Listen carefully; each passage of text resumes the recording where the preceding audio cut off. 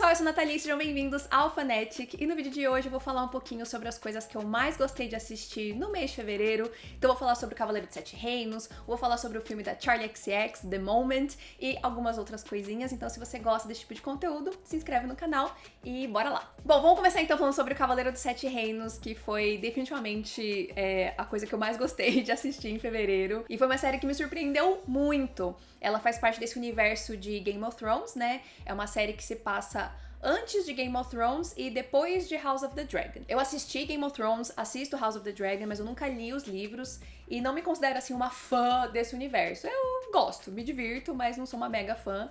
Então, pro Cavaleiro de Sete Reinos, eu tava, vamos ver, né, isso aí.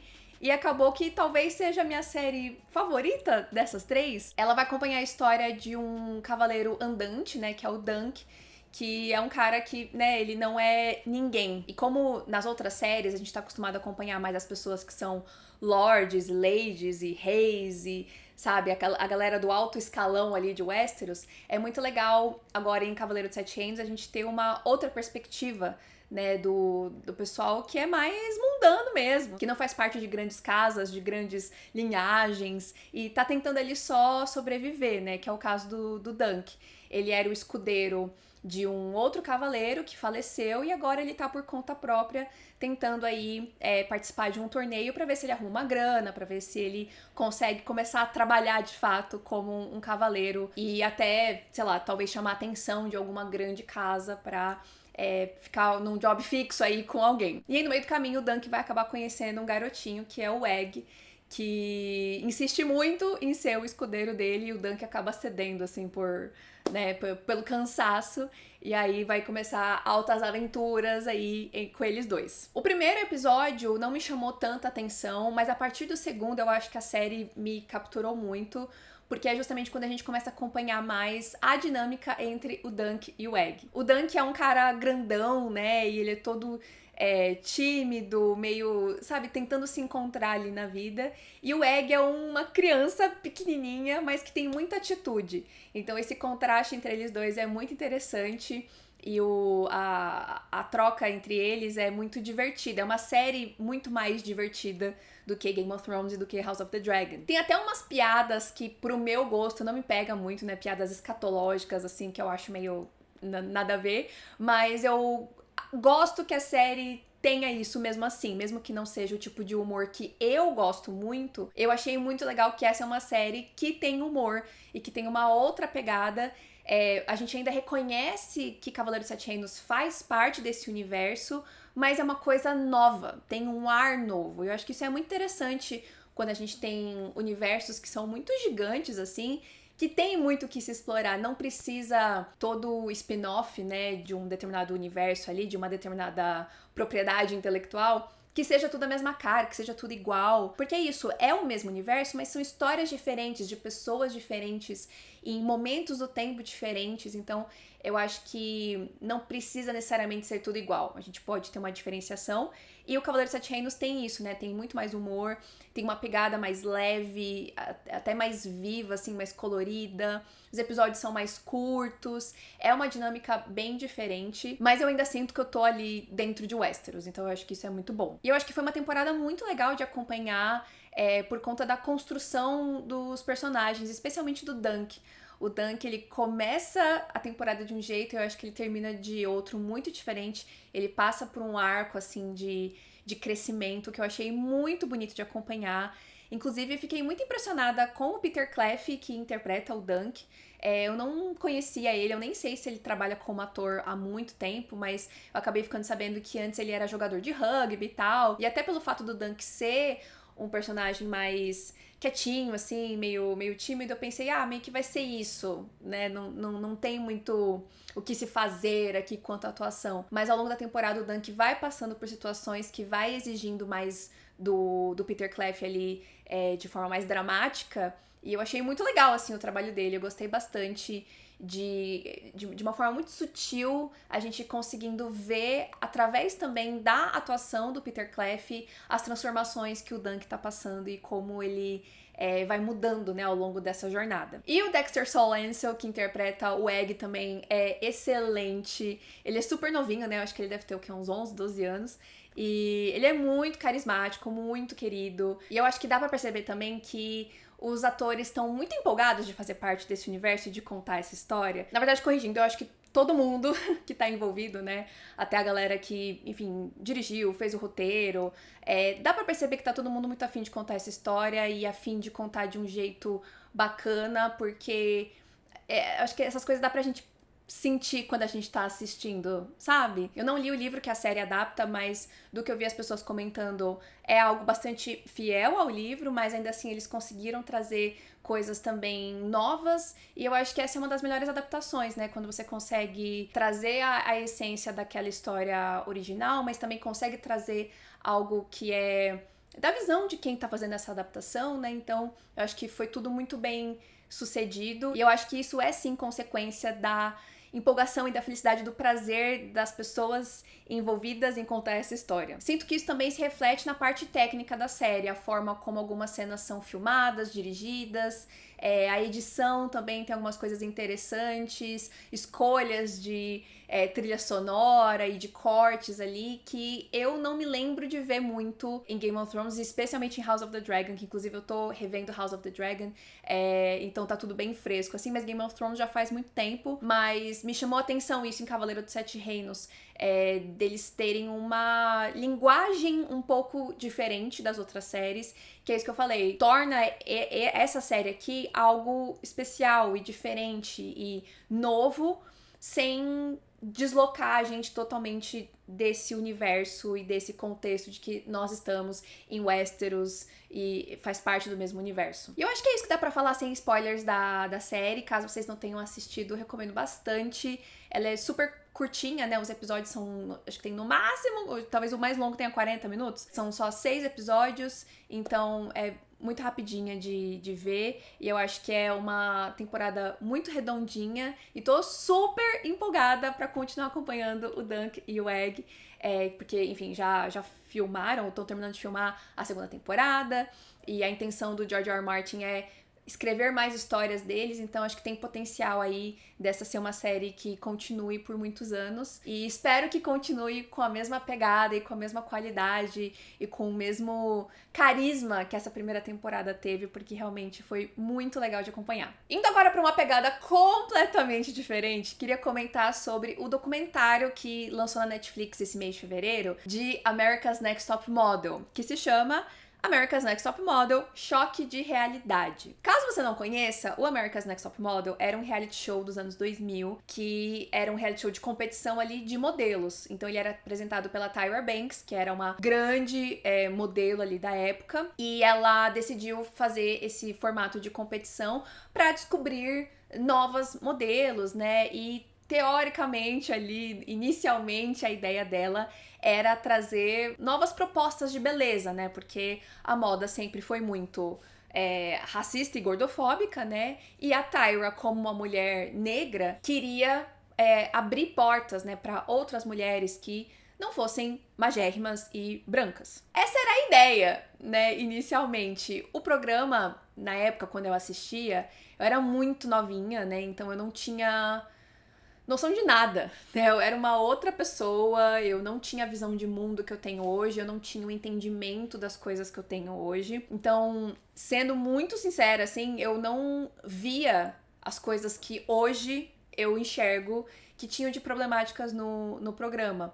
Eu tinha mais interesse pela parte, especialmente dos ensaios fotográficos. Eu me formei em fotografia, né? E na época que eu assisti ao America's Next Top Model, eu ainda não estudava fotografia, mas eu já tinha essa vontade e eu me sentia muito inspirada, assim, porque cada episódio elas tinham que fazer um ensaio fotográfico, além de outras coisas, dependendo do episódio, e sempre era coisas diferentes e tal. E eu achava muito legal, tinha umas ideias muito bacanas, muito diferentes, tinha uns ensaios muito fodas, assim, tinham resultados incríveis.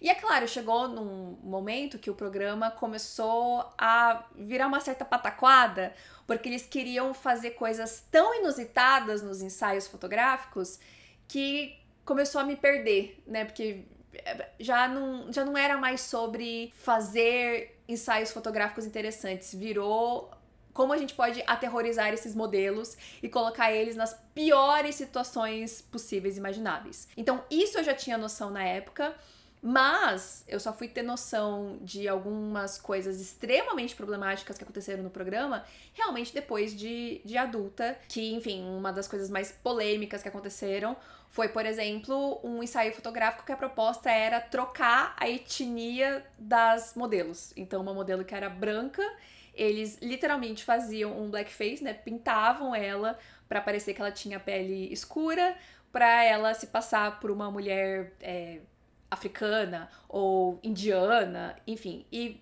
assim, eu não faço a menor ideia do que eu pensei disso na época, quando eu era novinha, mas hoje, realmente, olhando pra trás, é um negócio absurdo. Mais absurdo ainda que não aconteceu só uma vez, aconteceu mais de uma vez, mas enfim. Entre outras várias questões que o documentário explora, né? Então, já era sabido já há muito tempo sobre esses problemas do America's Next Top Model, né? As redes sociais trouxeram isso muito à tona, diversos modelos ao longo dos anos falaram sobre isso também e tal, falaram muito mal da Tyra também, dela não ser uma pessoa legal de se trabalhar e etc. E aí, eis que agora, em 2026, a Netflix traz esse documentário que aborda justamente as coisas relevantes, bacanas que o programa trouxe, mas especialmente as polêmicas, os problemas e, enfim, várias coisas desagradáveis que aconteceram ao longo do programa. E tudo isso com a participação não só de algumas modelos que participaram ao longo das várias temporadas,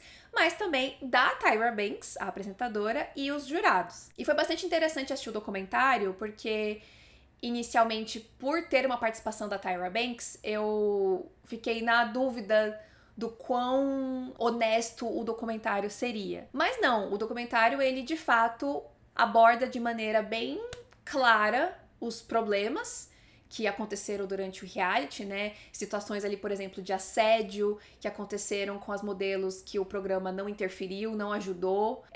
Além dessas outras questões, né, de ensaios fotográficos perturbadores até em alguns momentos. E deu espaço também da Tyra poder falar da perspectiva dela, de por que ela pensou no programa, como que foi trazer esse programa de fato pro ar, né? O que eu achei bem interessante. Então eu acho que ele é bem completo nesse sentido. O que é muito irritante de assistir é justamente que a Tyra, ela foi convidada, né, para participar do documentário, e ela está ali claramente blindada. Ela fala tudo de um jeito muito controlado e ela não assume a responsabilidade de nada.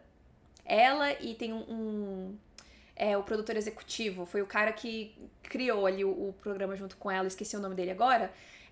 Eles dois, assim, eu senti extremamente lisos, sabe? Isso é muito irritante, mas eu acho que o documentário não é responsável por isso, entendeu? O documentário tá trazendo ali os pontos e os fatos e tá dando espaço pra eles falarem. E eu acho que justamente eles darem o espaço pra eles falarem e a forma como a Tyra escolhe falar é desse jeito, só mostra pra gente de maneira muito clara o quanto ela meio que tá cagando, o quanto ela não tá realmente disposta a assumir as responsabilidades, porque, enfim, deu dinheiro pra ela por muito tempo e ela acho que não tá, não sei, acho que ela não tá disposta a ter essa força de espírito de falar, putz, sim, a gente pisou na bola, isso foi errado e tal, tipo, fica muito, eu sinto que o discurso dela fica muito nesse lugar, porque na época, o que é verdade, faz 20 anos isso, a vida era outra, a sociedade era outra, a gente enxergava as coisas de formas muito diferentes. Eu entendo isso, mas parece que ela realmente coloca isso na frente e tem assuntos que ela não toca, que ela não fala muito.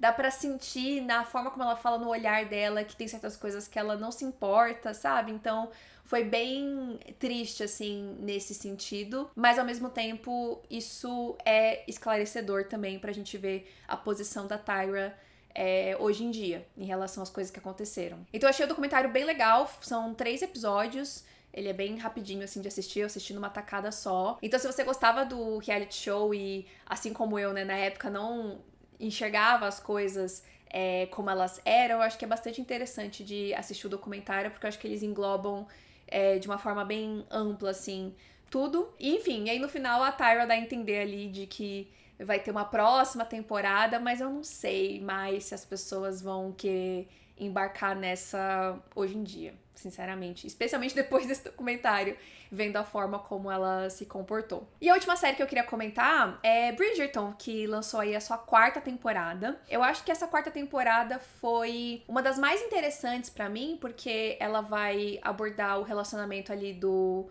Benedict com a Sophie. E aí a gente tem uma dinâmica diferente, porque a Sophie, ela é uma criada, né? Ela não é uma moça que faz parte da sociedade e tal. E aí tem todo esse mistério que eles se conhecem num baile de máscaras, ele não sabe que ela é uma criada, e enfim, as coisas vão acontecendo e eles vão se trombar aí na vida. E eu não sei se eu gostei tanto do casal, Benedict e Sophie, mas eu sei que eu gostei muito da Sophie.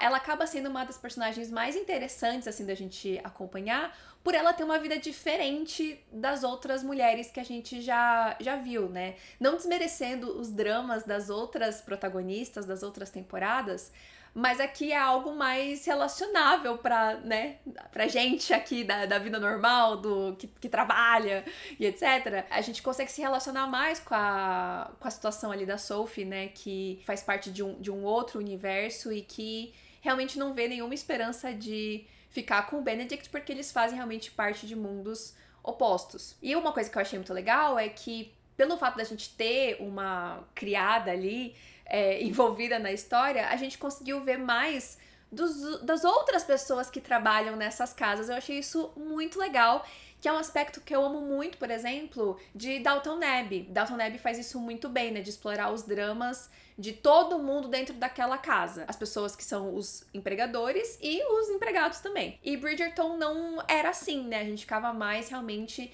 na parte da alta sociedade. Então eu achei legal que essa temporada trouxe um pouquinho ali, não tanto assim, mas trouxe um pouquinho da vivência da galera que trabalha ali, né? E a jornada da Sophie eu achei muito bacana de acompanhar, por outras questões também que eu não quero entregar, né, spoilers aqui e tal, mas eu achei ela uma personagem bastante interessante, assim, eu gostei da atriz também, eu achei ela muito boa. Eu acho que essa foi uma das temporadas que eu mais gostei, assim, e também porque eu tava curiosa pra entender como que ia se resolver a dinâmica ali do fato deles serem parte de universos opostos. Confesso que eu não gostei tanto, assim, da resolução, tenho as minhas questões, mas de uma forma geral foi uma temporada que eu gostei por causa da Sophie e também por causa das tramas de outros personagens secundários, especialmente a Violet Bridgerton, né, que é a mãe das crianças tudo, e da Francesca, que é uma das filhas mais velhas ali, que recentemente se casou. Eu gostei bastante da história das duas ao longo dessa temporada. E é isso, eu gostei mais das trajetórias delas do que do casal Benedict e Sophie. Mas tava curiosa pra saber como que a coisa ia, né, se resolver. E uma última coisa que eu queria comentar sobre Bridgerton, mas isso talvez seria algo de se pensar melhor e talvez fazer um outro vídeo, mas eu fiquei com essa sensação assistindo nessa temporada. Tô com uma leve impressão, assim, de que Bridgerton tá quase caindo num lugar meio repetitivo, assim. A primeira temporada foi um sucesso muito grande, né? E eu acho que foi muito importante a forma como o Bridgerton trouxe contar uma história de amor e contar uma história que envolve intimidade, né? Cenas íntimas, que envolve essa atração entre os personagens e trazer isso com um olhar diferente. E aí parece que agora eu tenho uma sensação assim de que a série meio que colocou duas obrigações. Primeiro que tem que ter alguma cena de mão, que o pessoal vai printar lá e vai colocar em paralelo com todas as outras cenas de mãos entre os protagonistas das outras temporadas. E tem que ter o grande discurso, a declaração de amor ali em algum momento. E dessas 4 temporadas, as únicas que realmente funcionaram de fato pra mim nesses 2 aspectos e em outros aspectos também de cenas íntimas e tal, foi a primeira e a segunda temporada. Quando a gente tá falando dos casais protagonistas, tá? Eu quero rever a primeira temporada especialmente, porque eu lembro dela me chama muito a atenção. Eu não gosto tanto assim dos personagens, da Daphne e do Simon, mas eu lembro de gostar muito da temporada e da forma como essa relação foi retratada. E eu tenho uma impressãozinha, assim, de que Bridgerton perdeu um pouco o brilho nesse sentido. especialmente em como filmar e como retratar essas cenas íntimas e como mostrar pra gente essa conexão e a atração entre os personagens. Mas é isso, eu quero rever a série pra realmente fazer uma análise se é isso mesmo ou se eu tô doida. Mas é isso, a terceira temporada eu não gostei, a temporada da Penelope e do Colin, o que é muito triste porque eu tava muito empolgada pela Penelope, mas eu não gostei muito, por vários aspectos. E essa quarta temporada eu gostei mais da temporada, mas o casal ainda pra mim não foi aquela coisa que eu fiquei, meu Deus, que amor maravilhoso, nossa, que cenas, tipo, não me, sabe, não me causou, eu tava só curiosa mesmo pra saber onde ia parar, mas acabei gostando bastante das tramas paralelas ali ao casal. Bom, falando de filmes agora, um que eu queria muito destacar, que eu amei assistir em fevereiro, foi Vivo ou Morto, Um Mistério Knives Out, que é o terceiro Entre Facas e Segredos aí, né?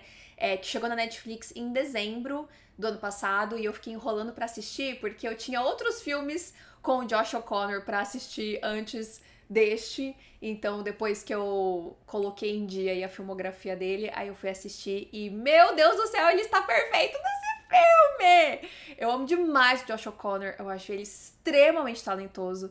E este filme aqui, ele tá, assim, arrasando demais. Eu não esperava que o filme fosse tão dele, e eu fiquei muito contente, porque eu acho que ele merece todo o destaque do mundo. E aí, enfim, basicamente a história um padre lá vai morrer numa igreja, e aí vão investigar o que aconteceu, né, em grande resumo. Mas me chamou muita atenção esse filme, porque ele tem uma pegada bem diferente dos outros. Ele, é claro, tem bastante coisa de humor, assim como os outros, mas ele tem uma coisa um pouco mais sombria em certos aspectos, uma tensão ali, um certo suspense, até beirando quase um filme de terror, assim, em alguns momentos. E ele tem momentos muito tocantes, né? Porque esse personagem do Josh O'Connor, o Padre Judd, ele é um ex-boxeador que se torna padre. E aí ele tem coisas no passado dele que ele fez, né, que fizeram ele enxergar que ele tinha que mudar e etc. Ele acabou encontrando na fé um caminho. E eu não sou uma pessoa religiosa, mas é tão bonito a forma como o filme retrata isso e a história desse personagem que eu fiquei, gente, talvez eu deva ir pra igreja, sei lá. É realmente muito... Tem cenas muito bonitas, assim, muito, muito bonitas mesmo.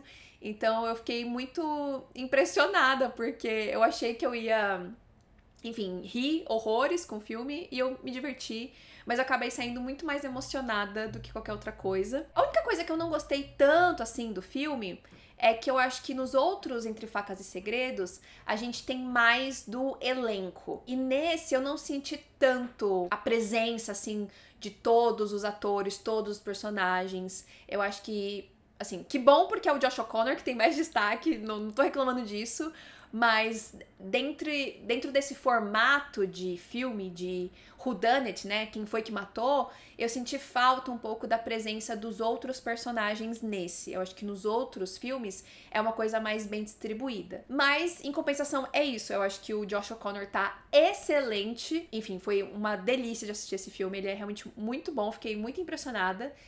Recomendo bastante, está na Netflix. Não precisa assistir os outros Entre Facas e Segredos para assistir esse. São histórias, né, fechadas nelas mesmas. Então, se você não assistiu os outros, esse está muito bom. Preciso rever os outros para lembrar melhor, mas eu acho que talvez eu goste ainda bastante do primeiro. Ele foi muito bom. E talvez em segundo venha esse. Mas eu preciso rever o primeiro pra lembrar melhor. Porque eu acho que tem...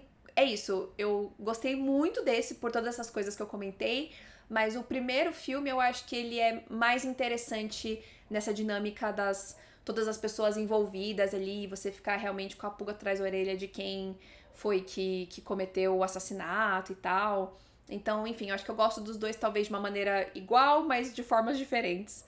Mas é isso, Josh O'Connor, tudo pra mim. Outro filme que eu adorei ter assistido esse mês foi Abaixo o Amor. É um filme que eu lembro de já ter visto há muito tempo atrás, mas eu perdi um pouco ali das informações, eu não lembrava mais direito da história, então eu tava doida pra rever ele antes da minha assinatura do Disney Plus acabar e conseguir assistir em fevereiro. E, nossa, eu fiquei muito encantada. É um filme estrelado pela Renée Zellweger e o Ewan McGregor, e vai contar a história de essa moça que escreveu um livro que se chama Abaixo o Amor, que incentiva ali as mulheres a colocar o amor num outro lugar na vida delas, né? Tirar o amor das suas vidas para elas conseguirem se relacionar com homens da mesma forma que homens se relacionam com mulheres, que é não tendo sentimento. Então você foca a sua vida na sua carreira, etc. E você, né, transa com quem você quiser sem ter essa relação romântica, né? E do outro lado a gente tem o Will McGregor, que é um jornalista. Ele escreve para uma revista lá de homens e ele é super mulherengo e não sei o que e tal. E aí acaba que no meio do caminho esses dois vão se conhecer e ela vai acabar se apaixonando por ele e tal. E aí vai ter várias tramóias aí envolvendo essa relação dos dois. Eu gostei bastante do filme porque ele se passa, tipo, na década de 60, então a gente tem essa perspectiva distante, né, de como que as mulheres eram vistas naquela época, como que as coisas funcionavam, mas ao mesmo tempo ele é muito moderno, né? Ele traz questionamentos que são questionamentos que a gente tem mais ativos hoje em dia na sociedade, né? Então ele é bastante feminista, né? Ele tem uma mensagem bastante feminista, mas de uma maneira engraçadinha, satírica. Então eu gostei bastante como o filme equilibra essas duas coisas. Eu achei ele muito divertido.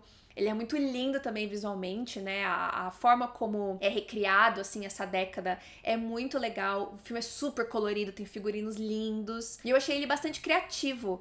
Tem algumas coisinhas, assim, bem legais de montagem, de edição, que deixam o filme bastante interessante. Além, é claro, né, da direção de arte toda ser muito linda. E o que é muito válido, eu acho, de mencionar, é que esse é um filme de 2003. Ele é bem antiguinho já, mas eu sinto que ele assim, se segura demais ainda hoje em dia, tanto pela temática que ele traz, pela forma como ele aborda, como a parte técnica, visual, assim. O filme é muito bem feito, muito lindo. E claro, eu preciso comentar também sobre a Renée Zellweger e o Ewan McGregor, que estão excelentes. A dinâmica dos dois é muito legal e o roteiro, ele é bem ágil, assim, bem rápido. Então, eu acho que tem trocas muito divertidas, assim, ao longo do filme todo, mas especialmente eles dois, eles têm uma química muito legal, os dois estão muito carismáticos, muito apaixonantes, então enfim, muito divertido. Abaixo o Amor, recomendo bastante. Outro filme que fazia muito tempo que eu queria assistir é o Boa Sorte, Léo Grande. Ele é dirigido pela Sophie Hyde e estrelado pela Emma Thompson e o Daryl McCormack, que coincidentemente está também no Knives Out 3. E aí, basicamente, a Emma Thompson interpreta uma mulher que já é mais velha e ela percebe que ela nunca teve uma vida sexual realmente satisfatória e ela resolve contratar um garoto de programa pra ver se ela resolve isso na vida dela, né? Agora que já faz uns anos que ela tá viúva, né? Então, tentar resolver essa questão. E assim, eu devia ter assistido esse filme há muito tempo, porque ele realmente é muito bom. Gostei demais da forma como a história é construída. Ela se passa basicamente toda no quarto de hotel, onde eles se encontram. E é só eles dois. Então fica, primeiro, muito claro o quanto a Emma Thompson é assim, gigantesca, pelo amor de Deus. Que atriz é essa mulher. Mas também eu acho que mostra a força do roteiro, do texto, porque o filme é isso. Esse é o ponto forte dessa história. E é muito interessante as conversas que eles têm, né?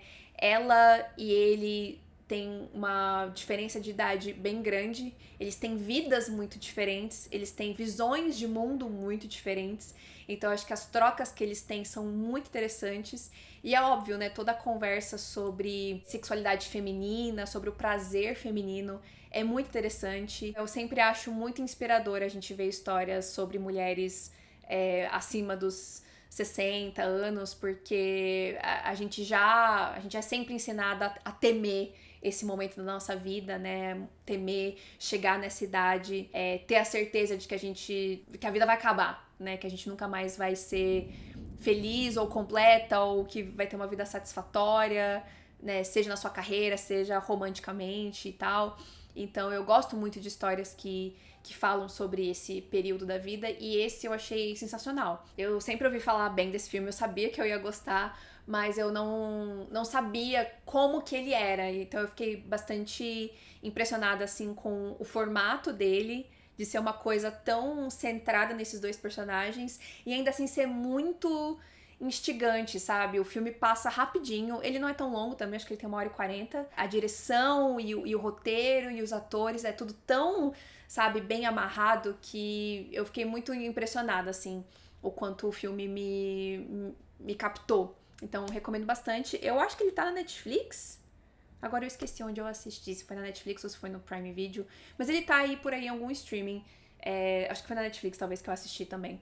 Recomendo demais. E por último, que eu já falei demais, esse vídeo já tá meio longo, eu acho, assisti The Moment, que eu acho que é o único lançamento, de fato, dessa lista de filmes que eu citei aqui, que é o filme da Charli XCX. Tradicionalmente, né, tem acontecido já faz um tempo que cantoras ou bandas, enfim, mas especialmente cantoras pop, quando vão encerrar uma turnê, etc., fazem o quê? Um filme-concerto ou algum tipo de documentário-concerto pra, né, amarrar aquela era e etc e tal. E a Charli XCX optou ir por outro caminho. O The Moment, ele é um mockumentary, né, um falso documentário. Ela tá ali prestes a encerrar o momento do álbum Brat na carreira dela, e aí o que ela vai fazer, né? Qual vai ser o próximo passo? Ela tem que deixar o Brat viver pra sempre? Tem que deixar o Brat morrer? O que vai ser da vida dela depois desse grande sucesso, né? E eu gostei muito que a Charli optou por fazer isso ao invés de fazer um filme-concerto, apesar de que eu adoraria ter ido ao cinema pra assistir de fato a turnê do Brat, porque não veio pro Brasil, né? E enfim, é um álbum que eu gosto muito.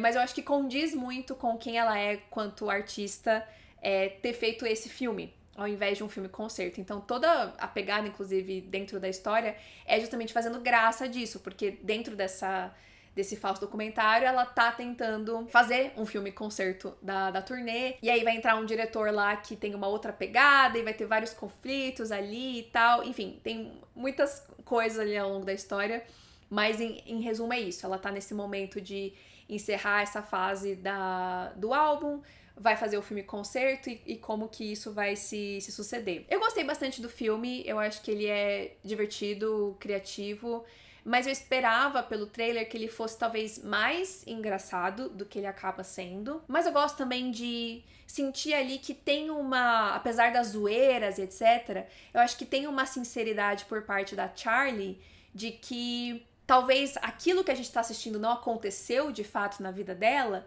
mas o sentimento daquilo aconteceu, especialmente no que diz respeito a esse medo do o que vai acontecer depois do Brat. A Charli sempre foi uma artista meio underground, assim, né? Ela nunca estourou, ela estourou de fato agora, e aí eu acho que deve ser uma pressão muito grande, né, por parte de, enfim, a gravadora, etc., mas também por ela mesma, como ela deve ter se sentido nesse momento. Então eu achei interessante que o filme acaba sendo bastante vulnerável em certos aspectos. Então eu não achei um filme excelente, mas eu gostei muito e eu gosto dele existir. Como eu falei, né? Acho que condiz muito com a Charli.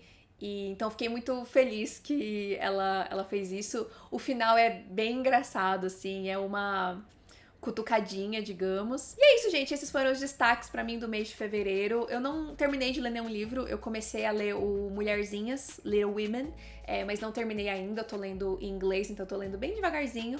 Provavelmente eu falo dele mês que vem. Fiquei devendo aí vídeos ao longo do mês de janeiro, mas tô reorganizando aqui as coisas. Não desisti de falar do Morro dos Ventos Vivantes. Vai vir aí, estamos retornando fazer conteúdo com calma e paciência e com fé. Então é isso, espero que vocês tenham gostado desse vídeo. Comenta aí se vocês assistiram esses filmes, essas séries, o que vocês acharam, e espero ver vocês no próximo vídeo. Tchau!